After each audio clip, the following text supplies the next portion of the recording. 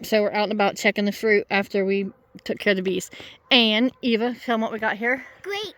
Grapes. Little baby clusters of grapes. I'm ready to eat my fruit bowl. Yep, she's ready for a fruit cocktail mix. I don't like our grapes. I was told once by someone at our farmer's market that if you had wild grapes, like on your property, and then you had tame grapes, that they mix together and it kind of ruined your tame grapes. So I really kind of think that's the problem we got going, because these grapes, not that delicious at all. Not that good. Yep, it's just hanging on, ain't it? Then we come to the peach trees. We got baby peaches. There we go. There's one. There's one. They're hard to see if you just stand here and look. You got to really be like, find the peaches. It's kind of like, where's Waldo? But in the peach tree world. Oh, there's some big ones up top there. Yeah, I told you, big ones. Big up there. And we got 3 peach trees with peaches. One that does not have any. Again, like I said, apples are a no-go.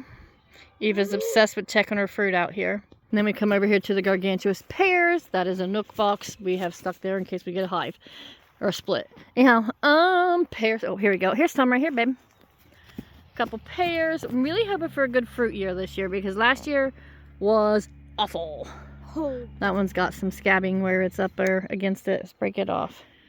Yep, that one's a no-gooder. I don't know if it's a word. Anyhow, pears are done. There. We got some pears happening in the gargantuous pear trees. And now, Eva, let's go find the cherries. Apples here, they're only about 4-ish. Takes 5-6 years generally. We didn't get flowers or nothing this year, so we know we didn't get no apples. Cherries. Here we go.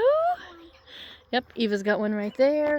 These we had one other time, and the birds robbed us blind before we ever even got down here to get them as soon as they started. These are Bing cherries, so there's a little bit more of a sour cherry. Let's go check the mulberries. And like I said, the plums, not doing nothing yet. Mulberries, if this is any indication at all, look at that. We are going to be loaded.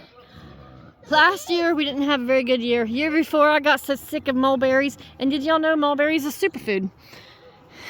With these, we generally just put a tarp down around them and get them as they come off, because they come off when the wind blows, when you shake the tree, anything like that.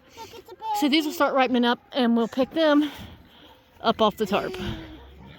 Yeah, lots and lots of mulberries. What in the world is that? You put that there.